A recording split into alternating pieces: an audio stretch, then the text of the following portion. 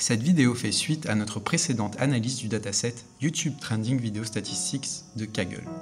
Si vous n'avez pas encore vu cette vidéo, nous vous invitons à aller la voir en suivant le lien présent dans la description de cette vidéo.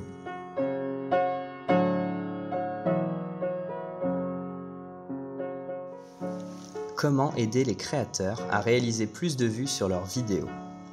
L'analyse de plus de 40 000 vidéos YouTube nous a permis de déduire plusieurs éléments. Nous avons remarqué plusieurs corrélations entre les commentaires d'une vidéo, ses likes et son nombre de vues. Mais tout cela ne correspond qu'à une déduction basée sur les données extrinsèques à la vidéo. Cela signifie qu'il paraît difficile de trouver des corrélations fiables sans se baser sur les retours des personnes ayant visionné la vidéo. Nous avons donc décidé de pousser notre analyse encore un cran plus loin, en essayant de prédire combien de vues pourra faire une nouvelle vidéo en utilisant uniquement ses attributs intrinsèques, le titre, la catégorie, les tags, le nombre de liens vers d'autres chaînes YouTube, ainsi que la miniature de la vidéo. Dans toutes ces informations, il y en a une qui va nous intéresser tout particulièrement, la miniature. Une miniature de vidéo est une image qui apparaît aux yeux du spectateur lors de la navigation sur le site. C'est une information extrêmement importante, car elle peut attirer ou rebuter le spectateur à même de cliquer sur la vidéo. Dans notre précédente analyse, nous n'avons pas pu extraire de données sur ces miniatures avec des moyens simples. C'est pour cela que nous allons, dans cette deuxième partie d'analyse, utiliser le réseau de neurones convolutifs Inception V3, anciennement dénommé GoogleNet, qui permet de classifier une image donnée en entrée. Mais commençons tout d'abord par quelques explications. Le terme de réseau de neurones est assez alambiqué. En vérité, cette technique est plutôt simple à comprendre. Lorsque nos yeux voient cette chose par exemple, notre cerveau va déduire qu'il s'agit d'un chien. Maintenant, si on cherche à coder un algorithme permettant de faire le même processus à partir des 250 000 pixels de l'image, on se heurterait très rapidement à une montagne de complexité infranchissable. C'est donc pour résoudre ce genre de problème que l'apprentissage par ordinateur a vu le jour. Mais donc, qu'est-ce qu'un réseau de neurones? Un neurone, pour commencer, est juste un élément qui contient une valeur entre 0 et 1. Pour notre image de chien, on va représenter un neurone pour 1 pixel de l'image, et sa valeur correspondra à sa couleur. Dans cette image, nous avons plus de 250 000 pixels. Nous aurons donc 250 000 neurones en entrée de notre réseau. En ajoutant des couches de neurones intermédiaires et en connectant tous les neurones d'une couche à tous ceux de la couche suivante, on obtient une valeur de sortie. On associe cette sortie avec un label, qui est l'une des catégories de notre classification. On calcule ensuite la différence entre la sortie du réseau et la vraie catégorie de l'image. C'est ce qu'on appelle l'erreur. Comme dit précédemment, les neurones sont connectés entre eux, mais ce que je n'ai pas précisé, c'est que l'on ajoute une valeur sur cette liaison. Cette valeur est tout d'abord initialisée aléatoirement, puis à chaque nouvelle image entrée dans le réseau, ce poids est actualisé grâce à une formule se basant sur l'erreur. C'est la backpropagation. Le fait de donner une image, de calculer l'erreur en sortie et d'actualiser les poids est ce qu'on appelle l'entraînement du réseau de neurones. Suffisamment entraîné, notre réseau pourra donc être utilisé pour une nouvelle image dont on ne connaît pas la catégorie. Dans le cas d'Inception V3, on parle de réseau de neurones convolutifs. Cela signifie que l'on a ajouté à notre modèle de réseau de neurones ce que l'on nomme des couches de convolution. Ce sont des couches particulières de neurones qui permettent de mieux identifier certaines zones de l'image afin de déterminer la catégorie avec une meilleure précision. Nous avons téléchargé la miniature correspondante à chaque vidéo. Nous avons donc utilisé le réseau Inception V3 sur chaque miniature de ces vidéos. Ce réseau nous a donné 5 prédictions. Nous avons donc récupéré ces 5 prédictions et isolé la meilleure prédiction. En analysant les résultats des labels extraits de nos miniatures par Inception V3, nous avons remarqué que certains labels n'étaient pas vraiment pertinents, comme par exemple cette image donnant comme label guillotine. En revanche, cette analyse des miniatures nous a permis de voir que les miniatures des vidéos en tendance ont très souvent du texte au contour marqué. Nous pouvons donc conseiller à nos vidéastes de bien mettre en avant les mots-clés importants de leurs vidéos sur leurs miniatures.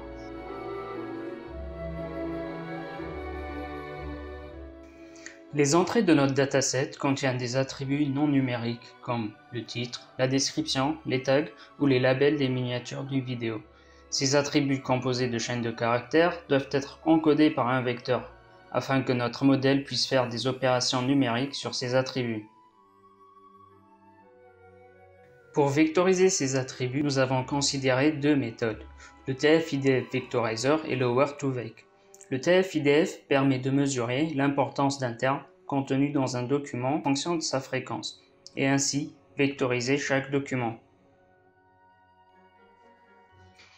L'autre modèle, le Word2Vec, est un modèle entraîné par des réseaux de neurones.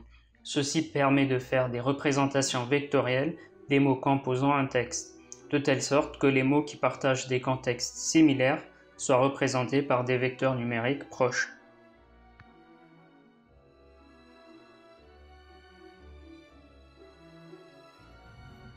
L'un des principaux défis de l'apprentissage automatique, c'est que nous ne pouvons pas savoir si notre modèle fonctionnera bien avec de nouvelles données tant que nous ne l'aurons pas réellement testé. Pour y remédier, nous utilisons des données labellisées et ainsi nous pouvons diviser notre ensemble de données initiales en sous-ensembles distincts pour entraîner notre modèle et le tester. Pour notre cas, nous avons utilisé la validation croisée. Nous avons donc créé 5 partitions aléatoires de même taille dans notre dataset d'entraînement qui correspond à 80% de nos données au total. Ensuite, nous testons une partition à la fois et entraînons le modèle sur le reste de l'ensemble. Pour ce qui est de notre modèle, nous utilisons la régression logistique multinomiale. La stratégie de validation croisée que nous utilisons, appelée Stratified K-fold, nous permet pour chaque sous-ensemble d'avoir la même proportion d'observations en fonction des catégories. Pour notre cas, les intervalles de vues. Nous avons choisi, pour prédire le nombre de vues, d'utiliser des intervalles pour effectuer une classification. Nous avons donc généré pour toutes nos vidéos l'une des 7 catégories que l'on va appeler intervalles de vues. Celles-ci vont de 0 à l'infini, sachant qu'il n'y a qu'une vidéo qui dépasse les 100 millions dans notre dataset. Avant d'expliquer ce qu'est la régression logistique multinomiale, je vais commencer par expliquer ce qu'est la régression logistique simple. La régression logistique est une méthode qui permet de classifier des données en 2 catégories. Ce modèle statistique modélise la logique de la variable dépendante par une combinaison linéaire de variables indépendantes. Il s'agit alors de trouver les coefficients bêta qui maximisent la likelihood function. Pour ce faire, on utilise une technique d'optimisation telle que la descente de gradient. Les coefficients s'interprètent alors comme étant l'impact des prédicteurs sur l'appartenance de la variable dépendante à une classe. Mais dans le cadre de notre analyse, on veut classifier nos données dans 7 catégories. La régression logistique multinomiale est une technique de classification qui généralise la régression logistique simple et permet de traiter des problèmes où le nombre de catégories est plus important que 2. Elle s'est donc naturellement imposée pour nous. Une façon simple d'arriver à un modèle de régression logistique multinomiale est d'imaginer que pour k catégories possibles, on peut faire k-1 régression logistique simple en prenant une des catégories comme baseline, ici k par exemple. On obtient alors k-1 équation. On se retrouve ensuite dans la même situation que précédemment, avec donc des paramètres à estimer, et on doit simplement maximiser la likelihood function. Donc, pour ce faire, on peut à nouveau utiliser une méthode de descente de gradient. Nous avons donc utilisé la méthode de TF-IDF pour transformer nos données textuelles en données numériques. Nous avons dans un premier lieu essayé avec la description. Comme on peut le voir ici, la valeur d'un mot augmente proportionnellement au nombre d'occurrences du mot dans le document. Il varie également en fonction de la fréquence du mot dans le corpus, comme expliqué précédemment. Pour notre régression multinomiale, nous avons récupéré jusqu'à 500 000 features qui représentent les 500 000 valeurs de TF-IDF les plus élevées. Nous avons donc en données d'entraînement 32 579 vidéos, ce qui représente 80% du dataset. En test, nous avons 8145 vidéos, ce qui représente 20% du dataset. Sur chacun de ces datasets, nous avons appliqué la cross-validation Stratified K-fold avec la régression multinomiale. En entrée, nous avons mis 500 000 termes, nous avons essayé avec plusieurs valeurs, et même s'il s'agit que de petites différences, un grand nombre de termes nous donne de meilleurs résultats. Avec en entrée les descriptions de toutes les vidéos, nous atteignons sur les 5 itérations une valeur moyenne de 65% de bonne classification. En ce qui concerne les tests, ce chiffre descend à 54%. Pour une meilleure classification, nous avons, en plus de la description, ajouté le titre correspondant à la vidéo, ainsi que le meilleur label de la miniature défini par le réseau Inception V3. Cela fut un succès car nous atteignions 70% de classification correcte lors des entraînements et 63% lors des tests. Pour ce qui est de la question de la stabilité de l'entraînement et des résultats, utiliser la cross-validation avec 5 itérations nous a permis d'observer que le modèle était robuste et stable, avec une variance de 0,00013 qui est en gage d'une grande stabilité. Nous allons maintenant vous présenter d'une manière un peu plus précise les résultats donnés par la régression logistique multinomiale. Ce document que vous pouvez voir ici représente les coefficients trouvés par la régression logistique multinomiale. Comme nous l'avons dit précédemment, ces coefficients expriment le degré d'importance d'un prédicteur pour classifier une donnée dans une catégorie. Ici, les prédicteurs correspondent à des mots. On voit ici en vert les prédicteurs les plus importants pour la classification, et réciproquement les prédicteurs les moins importants en rouge. Ces résultats sont corrélés avec le youtubeur et le contenu qu'il crée. Par exemple, nous avons Poisson Fécond, qui est un youtubeur de 2 millions d'abonnés. Ses vidéos font généralement entre 500 000 et 1 million de vues. Il est donc fort probable que si j'essaye de prédire le nombre de vues que va faire la nouvelle vidéo de Poisson Fécond, la catégorie prédite soit celle des 10 000, 1 million de vues, car il s'est déjà entraîné sur ce youtubeur et il a déjà repéré les termes clés liés à ce youtubeur. Il en va de même avec le duo McFly et Carlito dans la catégorie 1 million, 10 millions. Notre modèle de prédiction n'est pas très sûr et marchera surtout pour les youtubeurs présents dans le dataset. De plus, les catégories n'étant pas également réparties, nous avons remarqué que si nous mettons en entrée des textes aléatoires, le modèle a quand même un résultat de 50% de bonne classification. Nous pensons que celui-ci va automatiquement privilégier les 3 catégories les plus fournies en données.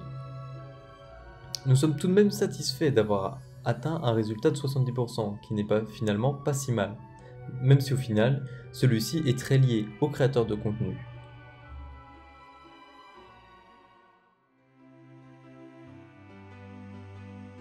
Notre analyse n'a pas donné les résultats escomptés. La régression logistique, que nous avions prévue initialement afin de prédire un nombre de vues pour une vidéo, n'a donné que des faibles résultats, ne nous permettant pas de déterminer des règles à suivre pour faire une vidéo qui aura bonne audience. Cependant, après avoir classifié les miniatures extraites de notre dataset, nous pouvons aisément dire qu'aujourd'hui sur YouTube, le label Comic Book est largement le plus présent, ce qui signifie qu'il est très pertinent de mettre du texte ou des images aux contours fortement marqués sur la miniature. Il faut néanmoins émettre une réserve concernant toutes ces analyses, qui finalement portent sur des données ancrées dans le temps. Les vidéos de notre dataset sont passées en tendance sur une même période de temps, elles sont donc très attachées à la mode actuelle des vidéos publiées sur le web.